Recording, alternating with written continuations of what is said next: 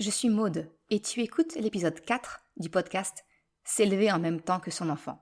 Dans cet épisode, nous allons parler des 2 raisons qui peuvent expliquer que toi et ton enfant, vous ne vous comprenez pas toujours.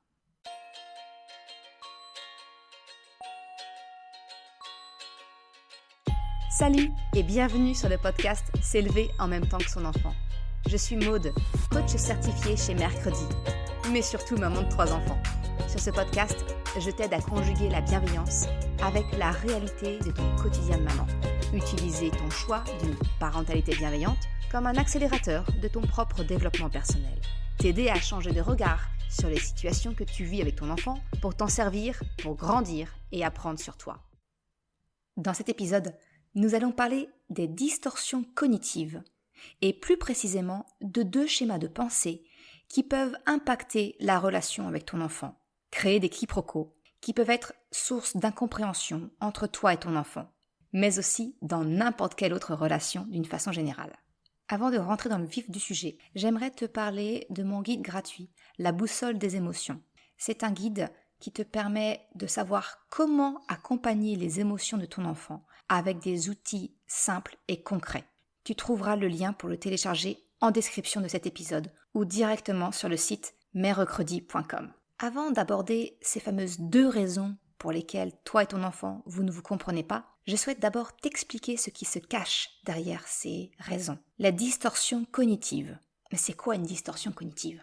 En fait, une distorsion cognitive, c'est un peu comme une illusion de pensée. Il en existe de plusieurs types, mais aujourd'hui j'en aborderai 2 en particulier. Si ce sujet t'intéresse, je pourrais compléter cet épisode en abordant les autres distorsions. Pour cela, n'hésite pas à me le dire en commentant ce podcast ou en me contactant directement par mail via la section contact du site. Les distorsions cognitives nous donnent une perception de la situation. Et comme il s'agit d'une perception, tu comprends donc qu'elle peut ne pas être exacte. C'est un peu comme si tu voyais une situation en portant une paire de lunettes teintées. Le ciel que tu regardes à travers, par exemple, les vitres teintées d'une voiture n'est pas exactement, en réalité, de la couleur que tu la vois. Eh bien, les distorsions cognitives, c'est exactement la même chose. C'est notre cerveau qui va regarder et analyser la situation à travers le prisme de tes expériences passées, de tes souvenirs, de tes croyances. D'où viennent alors ces distorsions cognitives et comment est-ce qu'elles se créent ? Bien, c'est un peu comme si, en grandissant, notre cerveau nous construit un programme de protection personnalisé en fonction de ce que nous vivons.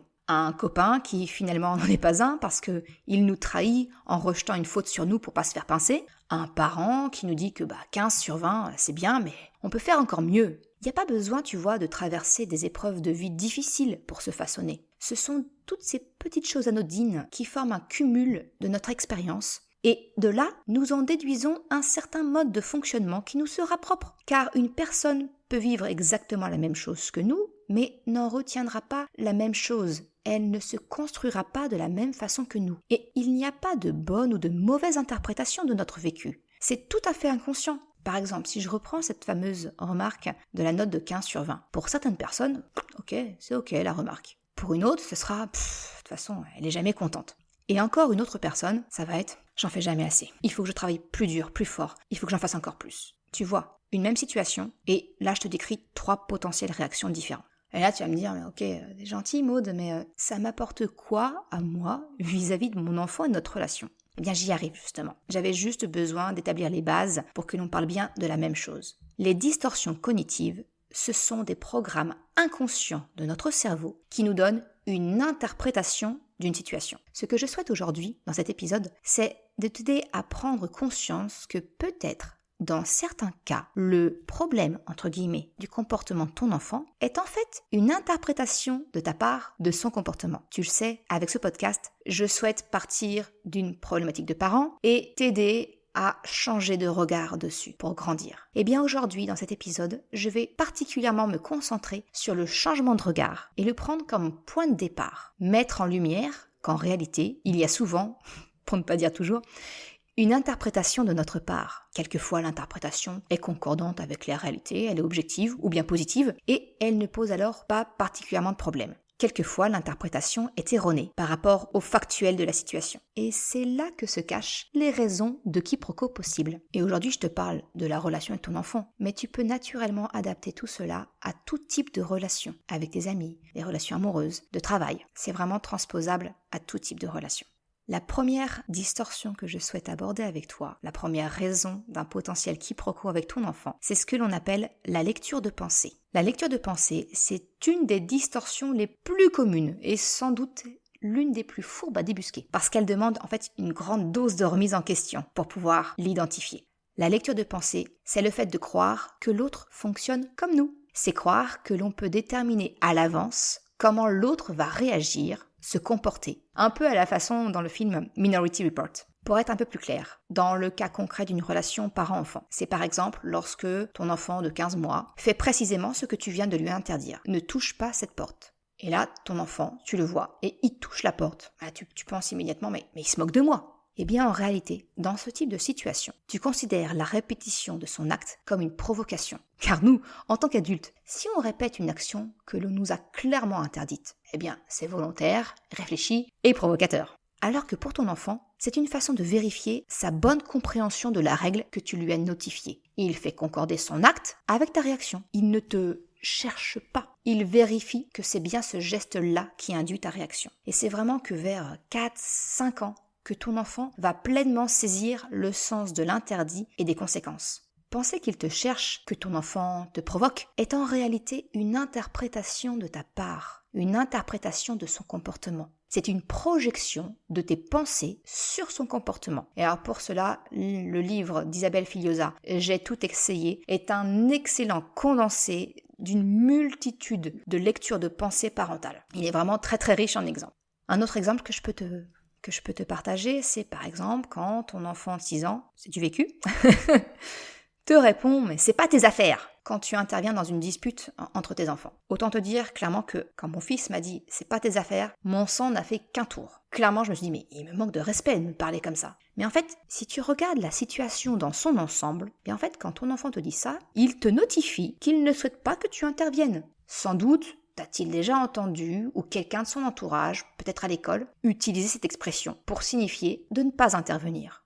Lui, il pense simplement communiquer son besoin de gérer seul. Toi, tu entends qu'il t'envoie balader. Donc, comme je te l'ai dit, moi, la première fois que Chocapic m'a sorti ces petites phrases, je l'ai mal pris. Je lui ai aussitôt notifié que je n'acceptais pas qu'il me parle ainsi. Et il m'a naturellement répondu que je l'avais déjà dit. Bim, maman, dans les cordes. Chocapic 1, maman 0. L'entendre utiliser cette expression « c'est pas tes affaires » et son étonnement sur le fait que moi, je pouvais le dire mais pas lui, ça m'a permis de me remettre un petit peu en question et de prendre conscience de cette lecture de pensée et que j'avais peut-être besoin de revoir effectivement ma façon de communiquer avec lui. Je lui ai alors proposé une autre formulation qui me semblait plus respectueuse tout en communiquant le besoin. Par exemple de dire « c'est entre ma sœur et moi ».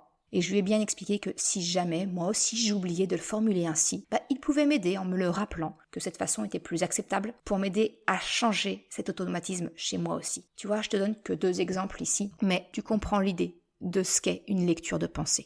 Petit bonus, comme je te l'ai expliqué, tu vois, la lecture de pensée, elle est tout à fait transposable dans n'importe quelle relation. Par exemple, quand avec ton ou ta conjointe, tu te dis, au fond de toi, même s'il m'a dit que ça ne le dérange pas de se lever cette nuit si bébé se réveille, je sais au fond que ça l'embête. C'est une lecture de pensée.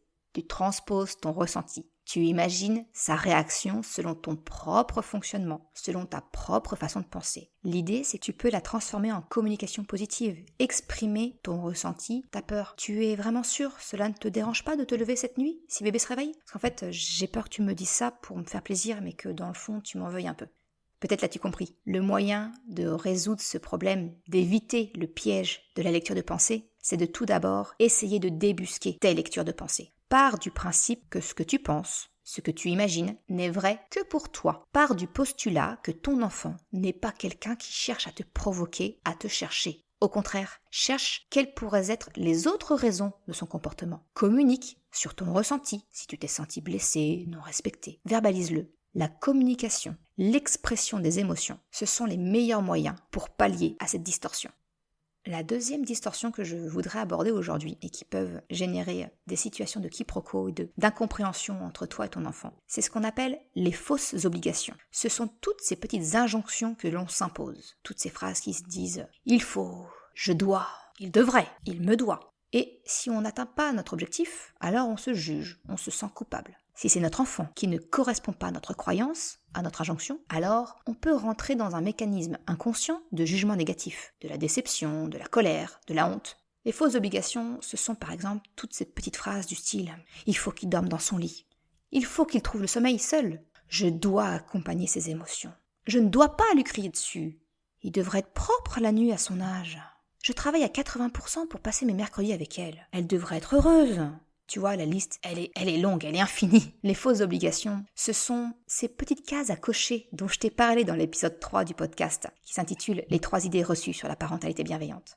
Toutes ces fausses obligations, elles peuvent se glisser entre toi et ton enfant et te laisser penser que ton enfant doit avoir tel ou tel comportement, sans quoi ce n'est pas normal. Ou bien que tu as raté quelque chose dans son éducation. Il doit faire ses nuits à 6 mois. Il doit être continent avant 3 ans pour rentrer à l'école. Quand il fait froid, il faut mettre un pull. Quand on a 5 ans, on dort seul dans sa chambre, même si on fait un cauchemar. La liste, elle est vraiment sans fin. Tu le vois, en ayant des idées préconçues sur ce que tu dois faire ou sur les attentes que tu dois avoir concernant ton enfant, tu te déconnectes de ton instinct, de tes ressentis, et donc des besoins et des émotions de ton enfant. Et c'est là où l'incompréhension entre toi et ton enfant peut prendre racine. Il y a une déconnexion entre la situation que vous vivez et ton comportement. Je vais te partager l'exemple que j'ai eu avec ma fille. Elle avait un peu plus de 5 ans et demi. Mon mari était parti en déplacement et je venais de coucher tout le monde. Et là, elle vient me voir, alors que je venais de terminer les rituels du soir des 3 enfants. Et elle vient me voir en me disant qu'elle avait peur de s'endormir seule ce soir. Mon premier réflexe était de me dire « Mais non, elle doit dormir seule dans sa chambre, elle est grande quand même, elle a 5 ans et demi ». Si j'avais écouté cette injonction qui me coupait complètement de mon empathie vis-à-vis d'elle, je serais alors rentrée dans une espèce de lutte de pouvoir. Elle aurait peut-être pu s'endormir en pleurant, en pensant que je ne suis pas là pour elle quand elle a besoin d'être rassurée.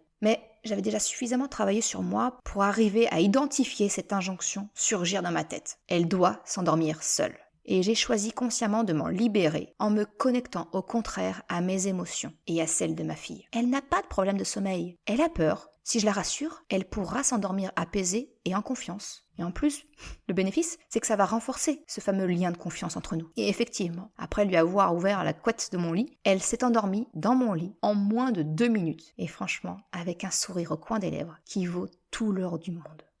Alors tu le vois, la façon de résoudre ces fausses obligations, comment éviter ce piège, tout le monde y est gagnant de se libérer de ces injonctions. Toi, parce que d'abord tu te lâches la grappe, t'arrêtes de te mettre la pression, de culpabiliser. Et aussi tu lâches un peu la grappe à ton enfant, car tu n'as plus d'attente démesurée face à lui. Au lieu de te baser sur des croyances de ce qu'il faut faire, tu adaptes ton comportement à la situation, à ton ressenti, aux émotions du moment. En gros, tu t'autorises de la liberté. Cette distorsion, tu le vois, elle est beaucoup plus facile à identifier. Tu peux facilement la traquer dans toutes les petites phrases, toutes les petites pensées qui contiennent les mots « il faut »,« je dois »,« il devrait ». Encore une fois, je t'encourage à en prendre conscience dans toutes les sphères de tes relations. Je dois repasser le linge. Il faut que je cuisine, que je fasse du maison. Il me doit bien une grasse matinée dans le week-end, vu que c'est moi qui m'occupe des enfants toute la semaine. Tu le vois, les fausses obligations, elles sont absolument partout. Une fois que tu en as identifié une, interroge-toi, de quoi as-tu envie à la place ? Regarde la situation en conscience. Qu'est-ce que tu ressens ? Qu'est-ce que tu voudrais ? Que choisis-tu à la place ? Connecte-toi à tes émotions, à celles de ton enfant ou de la personne en face de toi, et reprends ta liberté de choix et d'action. En gros, pour terminer cet épisode, tu le comprends, essaie d'appliquer ce que tu as appris sur ces distorsions cognitives dans les autres relations, avec ton ou ta conjointe, avec tes collègues. Prends conscience que peut-être il y a un autre regard à porter sur la situation. Parce que tu le vois, à travers ces 2 sources de quiproquos potentiels, la solution réside en se connectant à son ressenti, à ses émotions, en les communiquant, en s'accordant la possibilité d'agir en conscience et non pas par automatisme, parce que comme je te l'ai expliqué sur le mécanisme des distorsions cognitives au tout début, dès lors que tu réagis par automatisme, ton cerveau fera appel à ce programme de protection, à ces filtres de perception de la réalité et donc à une potentielle erreur d'interprétation. Je te remercie d'avoir écouté cet épisode jusqu'à la fin. Tu trouveras une retranscription sur le site mercredi.com. Si tu as aimé cet épisode, s'il t'a été utile, je t'invite à le partager, à en parler autour de toi. Ou si le cœur t'en dit, de me laisser une note de 5 étoiles sur Apple Podcast. Cela me permet de faire connaître le podcast et m'encourage à progresser. Un grand merci à celles et ceux qui prendront le temps de le faire. Je te souhaite une excellente journée, après-midi, soirée, quel que soit le moment où tu écoutes. Et je te dis à très vite dans un nouvel épisode. Ciao!